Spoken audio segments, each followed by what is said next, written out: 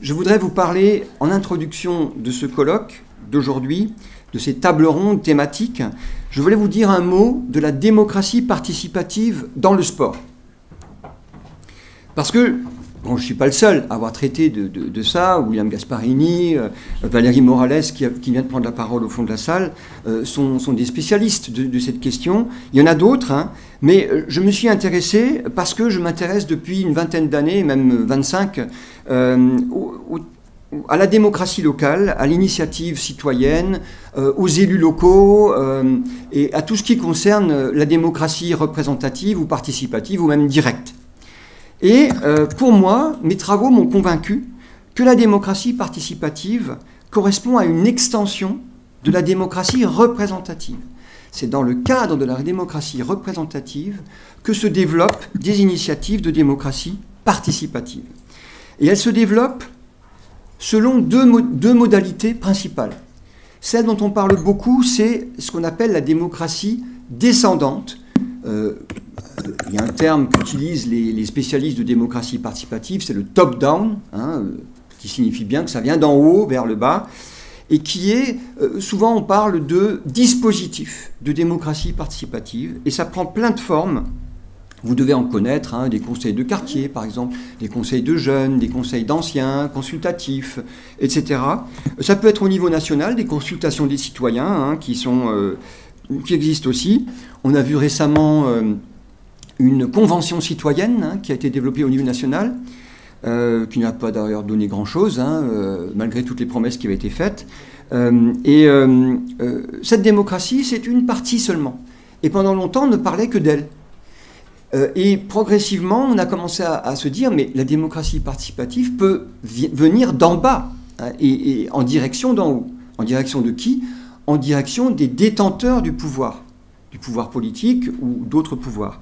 Et donc ça, c'est ce qu'on appelle, pour moi, assez improprement, le bottom-up, parce que le bottom, c'est ce qu'on appelle la base, c'est le socle, c'est tous les citoyens, on va dire. Hein. Et souvent, on parle de la base et on parle de la figure du citoyen, ou ça a été dit hier encore par William Gasparini, le citoyen ordinaire. Or, pour moi, les citoyens ne sont pas tous logés à la même enseigne, n'ont pas tous les mêmes capacités de prendre la parole, de prendre des initiatives, de s'organiser et de peser dans le débat public, de s'organiser en association, en syndicat, en parti politique, hein, etc.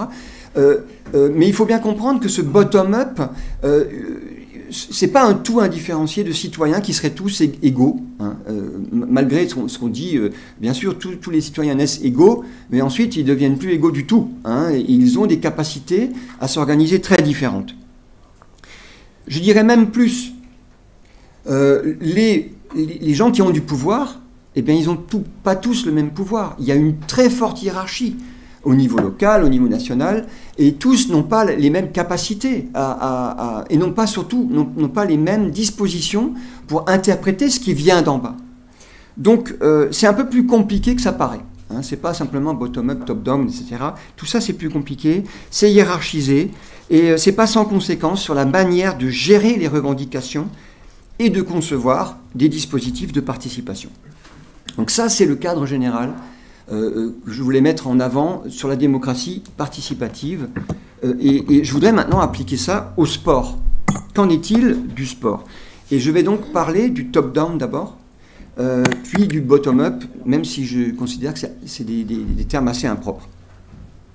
Alors le top-down, alors si on regarde un petit peu ce qui se passe en France, d'abord au niveau local, si on fait un tour d'horizon des dispositifs de participation des citoyens à la politique sportive, eh bien, on se rend compte qu'ils ne sont pas si nombreux que ça. Ils ne sont pas si nombreux malgré les apparences. Pourquoi les apparences? C'est parce que les apparences sont tordues par la médiatisation des événements. Donc on parle beaucoup des événements quand ils ont lieu, et donc on a l'impression que ça se passe partout en France. Mais en fait, quand on recense, et nos étudiants ont fait un recensement il y a 2 ans, un benchmarking sur les sites internet, parce qu'en général, quand on fait quelque chose, on en parle dans les sites internet des communes, et donc c'est une bonne vitrine pour savoir ce qui se passe dans les collectivités. Mais il n'y en a pas tant que ça, mais il y en a. C'est déjà une bonne chose qu'il y en ait. Il y en a, ils prennent des formes différentes. Il y a des états généraux du sport, des assises locales du sport, des parlements de sport, des forums participatifs, des réunions publiques simplement, par exemple. Il y a aussi des budgets participatifs. Là, on peut dire que c'est un cran un peu plus loin, où on va mettre à disposition, pas directement, parce que des budgets, ce n'est pas les citoyens qui vont décider directement. Ils vont proposer, et c'est quand même le conseil municipal ou bien l'assemblée intercommunale qui va décider. Si on élargit un petit peu à l'Europe, on trouve des référendums locaux sur des grands événements sportifs aussi, par exemple. Rarement en France. Mais il y en a quand même en France. Parce que j'ai fait une étude sur les seules statistiques disponibles mises à disposition par la Direction générale des collectivités locales. Ça a été mis en ligne pendant quelques mois au début des années 2000. Et j'ai eu la chance de tomber dessus. Et donc j'ai engrangé tout ce qui était en ligne. Et quelques mois après, ça a disparu des radars. Et j'ai remarqué que finalement, il y a un quart des référendums locaux. Alors, ça n'a pas toujours été des référendums décisionnels, c'était parfois simplement des consultations qui n'avaient pas valeur de décision à une époque. Après, c'est devenu des référendums décisionnels quand il y avait suffisamment de participation électorale au référendum. Mais il y avait, dans 25% des cas, l'objet de la consultation concernait plus ou moins le sport ou les loisirs. Sur des équipements, sur des changements de cap municipaux ou intercommunaux. Donc ça existe. Alors, il y a eu une tentative par un collègue de Rennes, Yann Rek, qui a organisé une journée d'études et qui a publié un petit bouquin auquel j'ai participé, William, je crois aussi, je ne suis pas sûr. Non, donc, et où des historiens, des sociologues, etc., ont essayé d'analyser un petit peu ces dispositifs de participation. Et je dois dire qu'ils sont plutôt critiques parce que souvent, on promet de faire participer les citoyens, et au final, la participation est contrecarrée par différents éléments, etc. Je vais prendre un exemple. Puisque nous avons dans la salle Valérie Morales qui a fait sa thèse en sociologie sur le sujet et qui a quand même été dans les coulisses de l'organisation des États généraux du sport qui se sont déroulés à Strasbourg en 2009 et qui ont montré, parce qu'elle a analysé tous les enregistrements de tous les débats, les 4 débats qui ont eu lieu à travers Strasbourg, les quartiers de Strasbourg, etc. Et elle a fait un comptage pour savoir quel pourcentage du temps de parole a été octroyé aux citoyens de Strasbourg, aux citoyens ordinaires, en dehors des responsables de clubs, des présidents de clubs ou de l'adjoint au sport et du directeur des sports. Et puis, le résultat est... je vais vous le donner. 4,3% des mots prononcés l'ont été par des habitants ordinaires. 76,4% ont été accaparés par l'adjoint chargé des sports et le directeur des services des sports. Ce n'est pas ceux d'aujourd'hui, c'était ceux de 2009, je précise. Donc vous voyez... Tu connais mieux les chiffres que moi. Pardon ? Tu connais mieux les chiffres que moi. Non, mais j'ai cherché dans ta thèse pour ne pas me tromper. Voilà. Donc vous voyez, alors, je ne dis pas que c'est toujours comme ça, mais parfois on veut donner la parole et on fait des introductions qui sont parfois un peu longues, où on donne la parole à des grands témoins. Par exemple, là, moi, j'accapare la parole. Donc, heureusement que c'est que pour une demi-heure. Voilà, j'ai encore un peu de temps. Voilà. Maintenant, on va passer du côté du bottom, bottom très différencié d'un point de vue du pouvoir, vers le haut, vers nos élus, etc., des initiatives citoyennes. Alors, qu'est-ce qu'on peut mettre là-dedans dans le domaine sportif ? Eh bien, on peut y inclure toutes les formes de pression, de contre-pouvoir exercées par une partie de la population et dirigées contre les politiques sportives menées par les détenteurs du pouvoir local ou national. Alors par exemple, moi j'ai pensé à l'action des supporters de football J'ai pensé à ça parce que j'ai vécu ça quand j'étais à Reims. J'étais maître de conférence pendant 9 ans à Reims. Et j'ai vu que le stade était vieillissant et l'action des supporters a été vraiment déterminante dans le choix de ne pas délocaliser le stade de Reims et de rénover celui qui était sur place, qui est assez proche du centre-ville. Ça posait plein de problèmes et donc c'est pour ça que les décideurs voulaient le mettre ailleurs, dans un endroit plus accessible, où il pose moins de problèmes, etc., de stationnement et autres. Et donc c'est l'action des supporters qui a changé la décision. Oui, j'ai oublié de dire tout à l'heure, dans la démocratie participative bottom-up, je considère personnellement qu'il n'y a démocratie participative que si la décision qui était initialement, qu'ont voulu prendre les décideurs, va changer. Soit être un projet abandonné, soit modifié par l'action des citoyens. S'il n'y a aucune modification, comme un de nos présidents de la République précédent qui disait « Ah ben, les gens, ils vont dans la rue, j'écoute, mais je ne change rien. » C'est-à-dire que, ah oui, ben les gens se prononcent, enfin, font des manifestations, mais ça ne changera pas la décision. J'ai décidé de faire quelque chose, ce n'est pas quelques Pékins dans la rue qui vont changer ma décision. Donc s'il n'y a pas de changement de décision, pour moi, il n'y a pas de démocratie participative parce qu'il n'y a pas de participation. Il faut qu'il y ait participation pour qu'il y ait vraiment démocratie participative. Alors on peut citer aussi l'action revendicative d'un groupe de jeunes pour l'aménagement par la municipalité, je ne sais pas, d'une piste de skateboard, de roller, de VTT. Voilà. Les pétitions d'habitants auprès du maire de leur commune, excédées par la présence de pratiquants bruyants, par exemple, parfois, ça provoque des changements, ça provoque des effets, ça provoque des propositions des municipalités pour éloigner ceux qui dérangent. Plus récemment, si l'on s'intéresse à la dimension large du sport, et pas seulement au sport, je ne l'ai pas dit, c'est que quand on parle de sport, évidemment, vous savez qu'il y a une multiple définition du sport, et que généralement les organisations prônent et défendent une définition du sport, soit restrictive, soit extensive, parce que leurs intérêts seraient mis à mal si on a une définition extensive. Par exemple, si une municipalité a une définition extensive qui inclut les mobilités douces, les mobilités actives, comme à Strasbourg par exemple, eh ben, ça veut dire que le financement consacré au sport, vu dans son sens large, eh bien, ça va se déplacer peut-être un petit peu du sport traditionnel des clubs fédérés vers des nouvelles formes, vers de nouveaux enjeux, vers de nouveaux équipements ou de nouveaux modes de déplacement qui ne concernent pas le sport restrictif, compétitif par exemple. Eh bien, c'est le cas du vélo, l'usage du vélo par exemple. Ou bien la pratique, la marche active par exemple. Eh bien, on voit qu'il y a eu des actions d'associations de promotion du vélo ou de la marchabilité, le Club des villes et territoires cyclables et marchables, la Fédération française des usagers de la bicyclette, qui pèsent sur les décisions locales et qui peuvent modifier des décisions, et on peut inclure, dans une acception large du sport, ça dans la démocratie participative dans le sport, ou l'activité physique, d'une manière générale. Et donc cette pression existe. Bon, ça existe plus en milieu urbain qu'en milieu rural, mais ça commence à développer aussi en milieu rural. Alors pour finir, puisqu'il me reste un peu moins de 7 minutes, je voudrais citer deux initiatives plus récentes, l'une à l'initiative de l'État français et l'autre à l'initiative du Comité international olympique.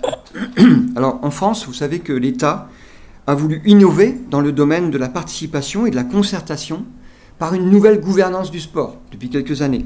Et la mise en place de l'Agence nationale du sport, quelques temps plus tard par les conférences régionales du sport, et on est en train de mettre en place la conférence des financeurs. C'est pas partout encore, il me semble. Ah, c'est partout en France maintenant ? Ah voilà, donc c'est tout récent. Il y a quelques mois, ça a été... c'est pas encore complètement stabilisé. Monsieur Asbecker. Voilà, donc c'est en cours. Alors pourquoi je les cite ? C'est parce que, outre la participation des collectivités territoriales, du mouvement sportif et nouvellement des entreprises privées du secteur économique, l'État a laissé la possibilité localement aux acteurs impliqués d'y inclure des représentants des pratiquants. Et il y avait un certain flou autour de ces pratiquants et ça a été interprété différemment selon les conférences régionales du sport. J'ai regardé un petit peu et certains ont des représentants directement de pratiquants, d'autres de représentants de représentants. Et donc, cette participation laisse craindre une fois de plus que ces instances ne soient pas un petit peu un leurre, une concertation qui soit un petit peu factice. Parce que comment voulez-vous représenter les pratiquants? Vous passez par quoi? C'est vraiment une question importante parce que vous ne pouvez que passer par des représentants, éventuellement donc d'associations, mais tout le monde n'est pas dans une association.